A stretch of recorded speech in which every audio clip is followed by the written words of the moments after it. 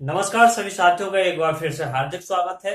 चलिए आज बात करते हैं सादृश्यता के बारे में, जिसे सरल भाषा में समानता भी कहा जाता है।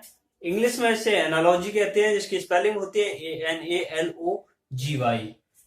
इसमें क्या होता है, सादृश्यता या समानता में क्या होता है कि इसमें दो युग्म दिए गए होते हैं, पहला युग्म दूसरा युग्म।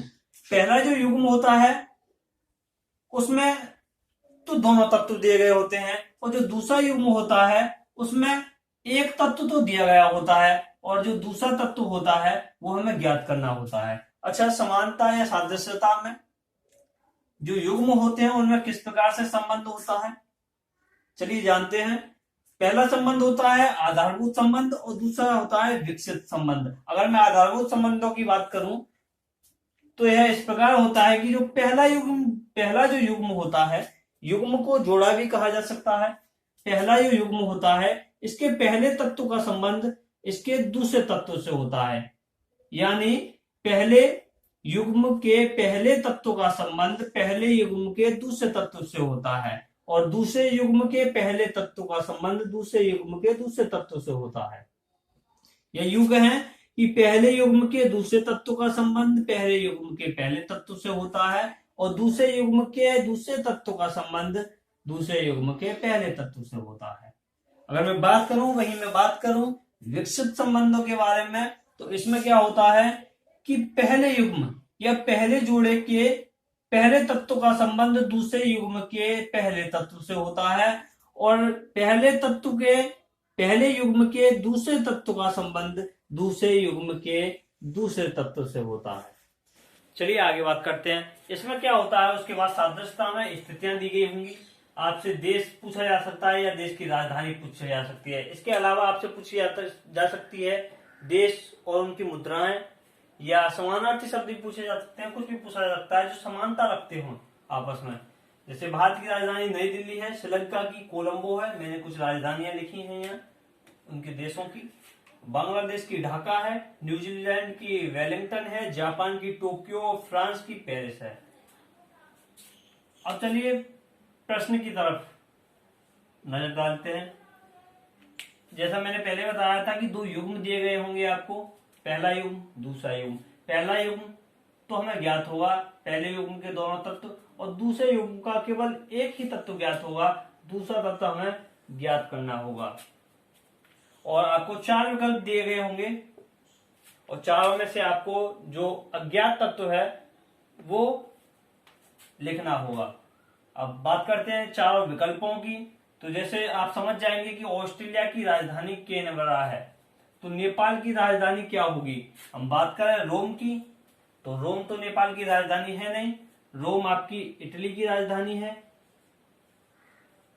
दूसरा जो हमारा विकल्प है टोक्यो, टोक्यो भी नेपाल की राजधानी नहीं है, जापान की राजधानी है।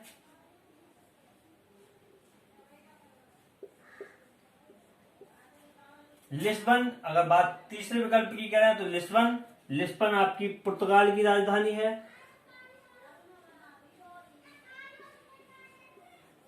और चौथा जो है काठमांडू आपके नेपाल की राजधानी है। तो आपका चौथा जो विकल्प है काठमांडू वो सही है, और क्वेश्चन मार्क की जगह आपका काठमांडू आएगा। और ये जो क्वेश्चन है ये आपका आधारभूत संबंध है, जैसे कि मैंने पहले भी बताया था। इसमें कौन सा संबंध है, आधारभूत संबंध, क्योंकि पहला जो युग्म है, पहले युग्म का जो पहला तत्व है वो पहले युग्म के दूसरे तत्व से संबंध रख रहा है, और जो दूसरा युग्म है वो दूसरे युग्म का पहला तत्व दूसरे युग्म के दूसरे तत्व से संबंध रख रहा है। चलिए अब आगे देखते हैं। जैसे कि मैंने पहले बताया था कि यहाँ पर जो स्थितियां होती हैं वो जरूरी नहीं है कि देश और राजधानी ही हो, देश या उनकी मुद्राएं भी हो सकती हैं, या इकाई और उनके मात्रक भी हो सकते हैं। तो मैंने कुछ इकाइयों के मात्रक लिखे हैं। जैसे विद्युत धारा का मात्रक होता है एम्पियर, कार्य का मात्रक होता है जूल, शक्ति का मात्रक होता है वाट, और प्रतिरोध का मात्रक होता है ओम। तो चलिए इस प्रश्न को देखते हैं। यहाँ पे लिखा है पहला जो युग्म है या जोड़ा है वो तो पूरा है, दूसरा युग्म अधूरा है।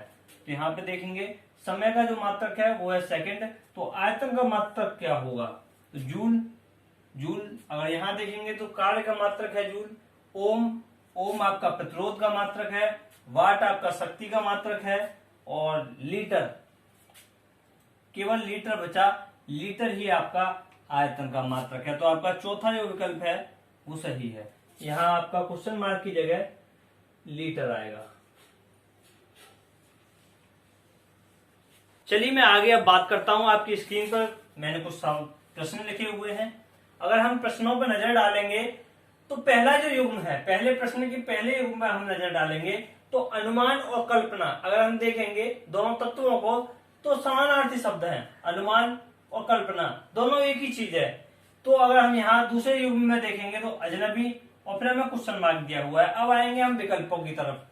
अगर देखें तो मधु का संबंध अजनबी से है नहीं। मधु जो है, मधु का मतलब होता है शहद। दूसरा विकल्प देखेंगे खटपट, खटपट का भी अजनबी से कोई संबंध नहीं है, कोई समानता नहीं है। द्वेष, द्वेष का भी अजनबी से कोई समानता नहीं है। अपरिचित, हाँ अपरिचित जरूर अजनबी से संबंधित है, क्योंकि अजनबी मतलब हमने जो जान पहचान का ना हो अजनबी, और अपरिचित जिससे परिचय ना हुआ हो या जो परिचित ना हो। तो आपका चौथा विकल्प सही है। और यहाँ पर क्वेश्चन मार्क की जगह आएगा अपरिचित। अपरिचित और अजनबी दोनों समानार्थी शब्द। अगर हम नजर डालेंगे अपने दूसरे प्रश्न की तरफ तो यहाँ पे पहला युग्म जो देखेंगे हम, पहले जोड़े के देखेंगे तो मुनाफा और नुकसान। मुनाफा मतलब हमें लाभ हुआ है, नुकसान हमें हानि हुई है। तो दोनों विपरीत हैं एक दूसरे के। तो ठीक उसी प्रकार से अगर दूसरे युग्म को देखेंगे हम तो धरती, जो पहला तत्व है धरती है, दूसरा आपका क्वेश्चन मार्क है। अब हम विकल्पों की तरफ देखें तो भूमि, भूमि भी धरती का नाम ही है। दूसरे विकल्प देखेंगे धरा, धरा भी धरती को ही कहते हैं। पृथ्वी, पृथ्वी भी धरती का ही नाम है। अंबर, अंबर अलग है इससे, अंबर धरती से विपरीत है, अंबर आकाश को कहते हैं। तो ये आपका चौथा जो विकल्प है वो सही होगा। यहां आएगा आपका अंबर।